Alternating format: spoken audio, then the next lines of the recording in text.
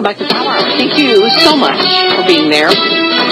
You know, every once in a while, you get this feeling that you're doing something right on the air.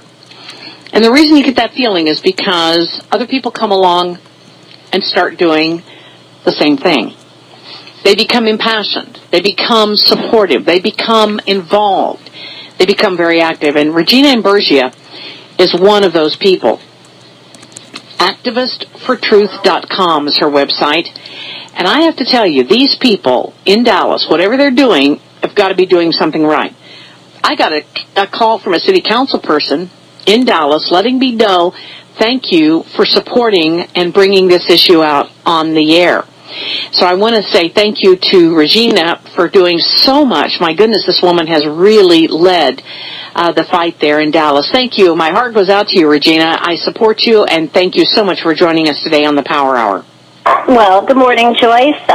We wholeheartedly support you. We have our weekly meetings, and I don't think there's one that has gone by that I have not promoted what you're doing and that people need to get their news from you guys.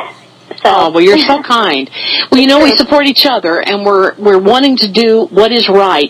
And people are just absolutely enthralled with what you've done down there and want to hear more about what it is that your group has done, the activist, that's plural, ActivistForTruth.com. Okay, talk to me, first of all, who is Regina Imburgia? Are you somebody really special that has a lot of contacts, and that's how you got this done?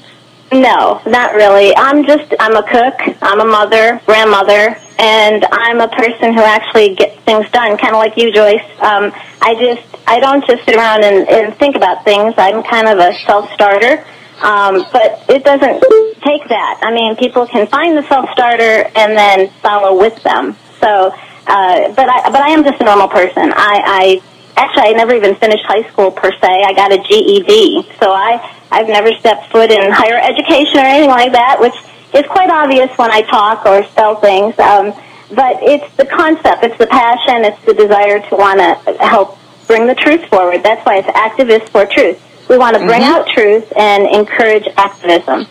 So it's funny, the last segment you had and what you're talking about, what can we do? That's exactly what we're doing. Fluoride is one of the things we're doing. You know, John Whitehead was on your show, and I love him. I've known about him for years with the Rutherford Institute, and he was talking about what we're doing. Find a little back room of a restaurant. Get to meet your neighbors, and it's on a local level will make a difference. I believe that.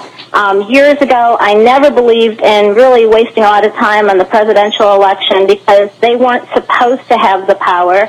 The power was in Congress. They held the purse strings, you know, all those regular things. You know, they're voted in every 2 years. They're the closest to the people. So that's what a lot of my energies used to go was the Congress, you know, U.S. Congress. But as that has gotten, circumvented or taken over through, you know, voter fraud and everything else, I believe that we need to focus more on the state level and the local level. You know, that's what John Whitehead was saying. He said that in his own area, he was talking about advisory boards and that drones are illegal in his immediate area because of what he's done. Now, he didn't motivate me to this, you know, just to wonder if that's what motivated. We were already doing what we were doing, and when I heard him say that on your show, that was one of the Mondays, I said, look, listen to this clip. He said this on Joyce Riley. This is what we're doing, folks. This is what we are doing. And I think that's where we can make some change. Well, you are making change, and that's obvious. Now, you're a cook, you're a mother, you're a grandmother, and you have decided to become a committee of one, and that is what you excel at. Become a committee of one, do the next right and honorable thing. Now, the listeners all want to know, how did you start this? How did you do this? And what happened to get you motivated? Okay, and I'm so glad you mentioned our website because we have several of our presentations there.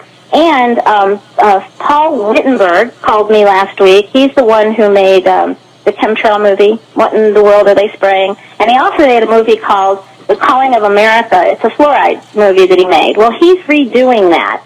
So he called me up, and my first Skype interview I've ever done, and 30 minutes, and it's on the Skype interview is on the website. So it answers a lot of what we're going to be talking about here, too, how we got started. But I'll reiterate it again. Okay, so we started Activists for Truth in May. And we knew we wanted to, well, we were helping the Bradley Manning thing and, you know, the Moriartys and just a lot of things because I'm big on whistleblowers, really big on whistleblowers, helping them. And you and all that jazz. Well, then when we got to December, I had been telling everybody, the local issue we're going to tackle is fluoride because it's a perfect one. It's so outrageous what they're doing, you know. I mean, it's easy to understand if we keep it simple. And we're going to target just, you know, the major things that are strong about why it's bad. But none of us, most of us, I think one person in the group had actually attended city council meetings. So we had to find out about the process. So I actually called my councilman and asked him if he would come speak at our meeting. Well, he never answered. He never came. So I said, okay, guys, December 11th it was. Let's just go. Let's just go. And we made mistakes. People weren't really prepared. And one major mistake we made was, if you go in the afternoon, you have to wait for everybody else that talks. And we waited 4.5 hours for even to have our 3 minutes. We lost some people. And it was a learning experience about the process. But none of us had sat in the chambers. We couldn't put names and faces together. Oh, that, you know. So that was a learning experience. By the time we went in January, we were more savvy, right? And we called in and we asked for the morning slot because you know your defined time. You're going to be in there between 9 and 9:30 approximately. So that's how we got started. Okay. Then, and I want to know what articles or issues on fluoride did you use the most to support your position? How did you do your position? Did you put it in, 2-page format, 3-page pamphlet? What did you do to get this moving? Okay. Well, number one, I don't know what to tell you first. Okay, you asked me which were the main points to stick to, and we have stayed strong on these points. The consent issue, okay? The fact that it's a medicine, we do not consent. Oh, the whole concepts of that, okay? Then the other issue, which ties into the dose issue, okay? Because they can control the concentration, but you can't control the dose, okay? And then that kind of also plays right into the precautionary rule. When in doubt, leave it out, okay? So that's one segment. Of course, we touched on the health aspects. You have to. It's what we believe in. It may not be motivating for everybody, and some of them can be more attacked than others. Well, the Lancet article that came out about the IQ is very solid, you know. What they like to do is say that we only get our information from fluoridealert.org and that, you know, we're just passing the same information among each other and all this kind of stuff. Well, that's not what that is. So they can't say that about that. And plus, when you're dealing with a neurotoxin in children, it kind of gets people's attention, you know? So we touch, and then I'm really strong on the what is it called? What's your thing? Thyroid issue.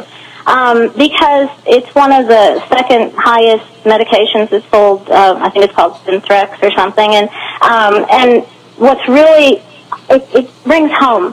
In the 30s, 40s, and 50s, they gave they gave fluoride tablets as a medication to lower the thyroid level. And now we have an epidemic. So, you know, it could put something in people's minds because it's so clear, kind of, sort of.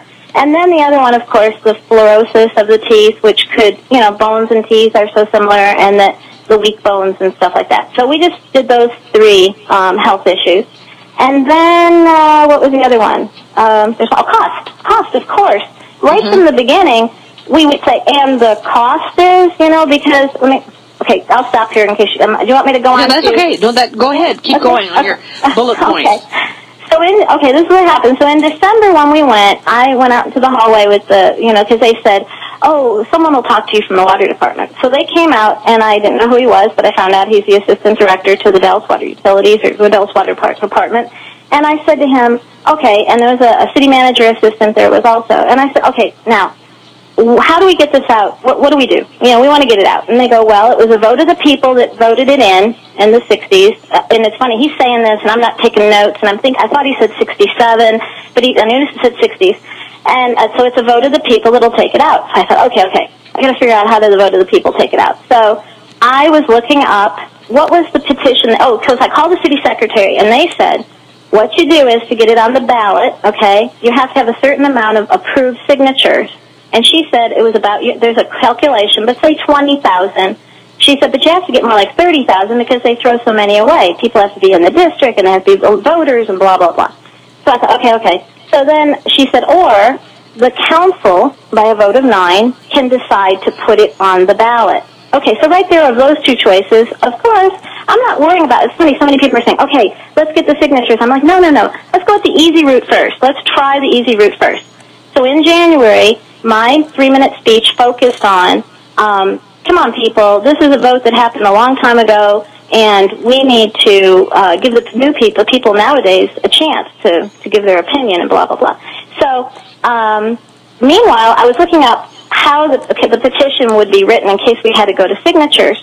When I did my research, I asked for open records, it was actually voted in 1965 by a simple vote of the council, okay? It was an activist group realized, oh my gosh, they're putting poison in our water. We need to get a petition together, and they did. They did the signatures at the time, and they paid the money, whatever they did, and they got it on the ballot. That's what they refer to when they say, because it was a vote of 27,080 to like 10,000 something, a 2-to-1 vote in 1966 of the people to uphold the decision of the council, okay? So right then and there, I call the city secretary again, and I go, hey, I found this out, blah, blah, blah. You know, she goes, well, I was before my time, let me look into it. I said, because if a vote of the council voted it in, then a vote of the council should be able to vote it out, right? They asked the city attorney, and she called me back before I came to my next meeting. Okay, I'm going to leave it right there. Come back at the voting it in and out and how it got established. We'll be back after this 4-minute break. We've only got about another 5 minutes with Regina. Stay tuned to the Power Hour. Investing firms. I get it. To you, the now is not the issue. Super. Like I was carrying heavy concrete. The portable off-grid power.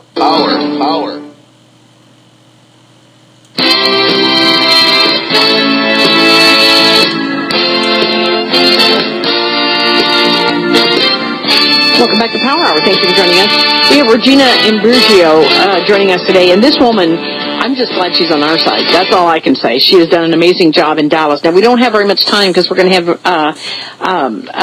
Rick Needham join us in just a few minutes. But so you took it to the council and right. Go from there.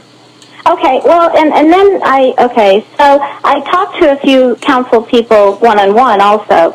And what I focused on, because I could see it was grabbing attention, was the cost, okay?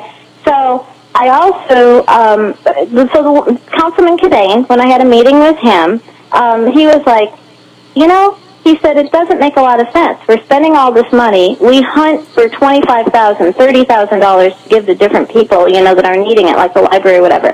And this money's just going down the drain. I go, exactly. And we have fluoride in the water. And what's really important, people need to, in their own areas, okay, one thing I want to say since we only have 3 or 4 minutes, please, everybody, go to, and you can search it, it's real easy, just Dallas City Council email. The first thing that comes up, it comes right there. You can send an email to all of them at one time. You just fill out 4 or 5 boxes. It's real easy. And just tell them, yay, I'm excited, because I've had calls from all over, people saying, how can you help us in our area? Well, if Dallas gets this done, it'll be helping your area, you know. And let me also add that Councilman Cadane is the one that called me and thanked me for giving this some time on the radio. So definitely, we want to do a shout out to that councilman. Good job for what he is doing. You know, what happened was when we first went there, the very first time we went there, it was classic of what I've heard a lot. They say, the council people, they don't listen to you. And it's true. Some of them were eating, they were talking, they were walking around, okay? But from the beginning, Councilman Cadane gave me eye contact. So my first contact, one-on-one contact is I shook his hand and said, thank you so much for paying attention. He goes, well, it's the least we can do, you know? Let me tell you, though, I think everybody gets eye contact now. I believe if you're going to go there, go with the passion of what you really believe. Don't get too technical, and look at them as our friends. They are serving us, but we can help them to direct them and show them what's necessary to see. You know, don't look at them as an enemy. Don't look at them as they don't care. Right. They got money in their pocket, you know. I believe a lot of that is a little overrated here and there. And as I started bringing up some of these facts and figures, it was new to them, you know. It was like, really? And it's like, how much is in there? Well, let me tell you. So how much is Dallas spending? Well, that's kind of a funny thing. I always said about $1 million, then it was $1 million, and I see it reported everywhere over $1 million. Well, collectively, I'm sure it probably is, because you got monitoring and you got the container. But the contract when they gave me the paper, January of 2014, it looked like the balance was remaining of about $1.5 million.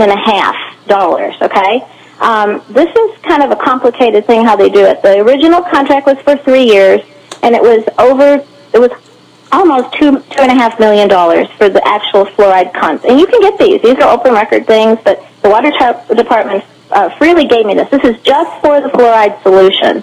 But as my daughter said in that last speech where Kadane spoke up, she said that there's never just one expense. You know, there's always other operating expenses that are involved with this. So that's why we say $1 million. You know? Okay, and I want to, again, I think that's a phenomenal amount of money, and you're right. When they try to find $25,000 here and $30,000 there, that's a huge amount of money. You really got them to see what the real issues are here, and I commend you. By the way, I just want to remind you, all the books that we have, the Power Hour on fluoride, the book and the DVD on fluoride, the DVD is only $5. Please get them from the Power Mall, and go to activistfortruth.com, activistfortruth.com, and then find out what has been done by the people in Dallas, how she is doing it. Regina is like a wonderful leader. I mean, I wish every town had a Regina, and then we could all do that. And I hope you're going to be in touch with the people in Austin and see what you can do to support them also. I appreciate that very much, Regina. What else would you add for anybody who wants to start doing this in their local area? Get your facts about your local area. Our water, okay, so on the 23rd, when my daughter spoke, she used a number in her speech because it was a number that I had found that the fluoride level, the raw fluoride level, was 5.7, okay?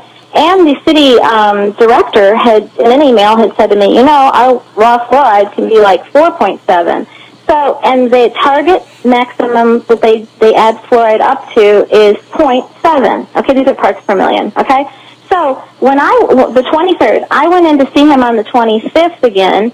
The raw fluoride level the day before, okay, was 0.74. The raw fluoride level was above the max. Wow. And how did you get that? How did you get that figure, Regina? They gave me the document. I have it in my hand, and I'm going to make a copy. I'm speaking before the council on Wednesday at 9 o'clock, and I'm going to keep promoting this, okay? Okay, if you're in Dallas area, if you're in Dallas area, go support Regina this Wednesday for the Dallas County meeting, council meeting. Thank you so much, Regina. We salute you at the Power Hour.